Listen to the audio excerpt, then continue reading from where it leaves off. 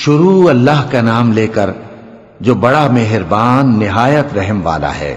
بکھیرنے والی ہواؤں کی قسم جو اڑا کر بکھیر دیتی ہیں، پھر پانی کا بوجھ اٹھاتی ہیں، پھر آہستہ آہستہ چلتی ہیں، پھر اس چیز کو یعنی بارش کو تقسیم کرتی ہیں کہ جو وعدہ تم سے کیا جاتا ہے وہ یقیناً سچا ہے، اور انصاف کا دن ضرور واقع ہوگا۔ اور آسمان کی قسم جس میں کئی رستے ہیں کہ اے اہل مکہ تم ایک اختلاف والی بات میں پڑے ہوئے ہو، اس سے یعنی عقیدہ آخرت سے وہی پھرتا ہے جو اللہ کی طرف سے پھیرا جائے۔ اٹکل دوڑانے والے ہلاک ہوں جو بے خبری میں بھولے ہوئے ہیں، پوچھتے ہیں کہ جزا کا دن کب ہوگا؟ وہ دن ہوگا جب ان کو آگ میں عذاب دیا جائے گا۔ اب اپنی شرارت کا مزہ چکھو، یہ وہی ہے جس کے لیے تم جلدی مچایا کرتے تھے۔ بے شک پرہیزگار بہشتوں اور چشموں میں ہوں گے، اور جو جو نعمتیں ان کا پروردگار انہیں دیتا ہوگا انہیں لے رہے ہوں گے۔ بے شک وہ اس سے پہلے نیکیاں کرتے تھے، رات کے تھوڑے سے حصے میں سوتے تھے اور صبح کے اوقات میں بخشش مانگا کرتے تھے، اور ان کے مال میں مانگنے والوں اور نہ مانگنے والوں دونوں کا حق ہوتا ہے۔ اور یقین کرنے والوں کے لیے زمین میں بہت سی نشانیاں ہیں اور خود تمہاری جانوں میں، تو کیا تم دیکھتے نہیں؟ اور تمہارا رزق اور جس چیز کا تم سے وعدہ کیا جاتا ہے آسمان میں ہے، تو آسمان اور زمین کے مالک کی قسم یہ اسی طرح قابل یقین ہے جس طرح تم بات کرتے ہو۔ اے نبی، کیا تمہارے پاس ابراہیم کے معزز مہمانوں کی خبر پہنچی ہے؟ جب وہ ان کے پاس آئے تو سلام کہا، انہوں نے بھی جواب میں سلام کہا۔ دیکھا تو ایسے لوگ کہ نہ جان نہ پہچان۔ پھر وہ اپنے گھر جا کر ایک بھنا ہوا موٹا بچڑا لائے اور کھانے کے لیے ان کے آگے رکھ دیا۔ کہنے لگے کہ آپ تناول کیوں نہیں فرماتے؟ اور ان سے خوف محسوس کیا۔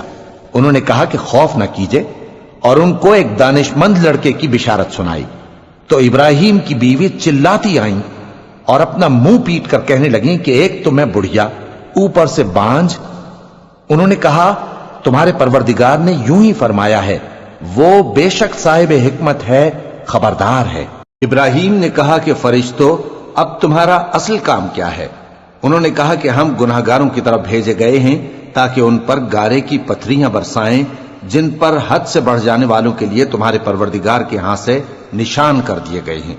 پس وہاں جتنے مومن تھے ان کو ہم نے نکال لیا، پھر اس بستی میں ہم نے ایک گھر کے سوا مسلمانوں کا کوئی گھر نہ پایا، اور جو لوگ عذاب علیم سے ڈرتے ہیں ان کے لیے ہم نے وہاں نشانی چھوڑ دی۔ اور موسیٰ کے حال میں بھی نشانی ہے، جب ہم نے ان کو فرعون کی طرف کھلا ہوا معجزہ دے کر بھیجا تو اس نے اپنی قوت کے گھمنڈ پر منہ موڑ لیا اور کہنے لگا یہ تو جادوگر ہے یا دیوانہ۔ تو ہم نے اس کو اور اس کے لشکروں کو پکڑ لیا اور ان کو سمندر میں پھینک دیا، اور وہ کام ہی قابل ملامت کرتا تھا۔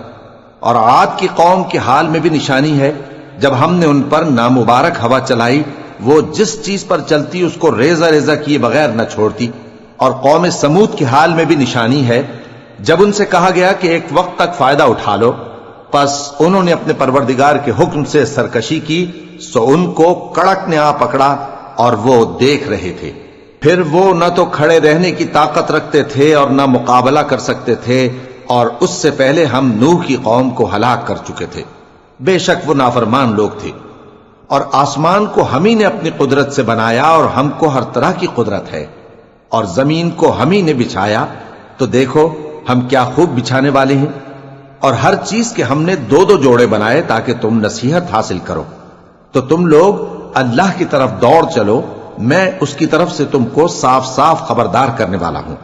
اور اللہ کے ساتھ کسی اور کو معبود نہ بناؤ، میں اس کی طرف سے تم کو صاف صاف خبردار کرنے والا ہوں۔ اسی طرح ان سے پہلے لوگوں کے پاس بھی جو پیغمبر آتا تو وہ بھی اس کو جادوگر یا دیوانہ کہتے۔ کیا یہ لوگ ایک دوسرے کو اسی بات کی وصیت کر مرے ہیں؟ نہیں، بلکہ یہ شریر لوگ ہیں۔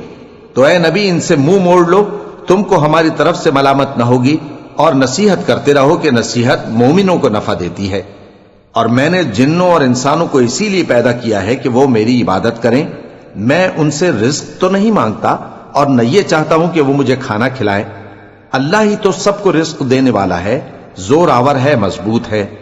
سو کچھ شک نہیں کہ ان ظالموں کے لیے بھی عذاب کی نوبت مقرر ہے، جس طرح ان کے ساتھیوں کی نوبت تھی۔ تو ان کو مجھ سے عذاب جلدی نہیں طلب کرنا چاہیے، پھر جس دن کا ان کافروں سے وعدہ کیا جاتا ہے اس سے ان کے لیے خرابی ہے۔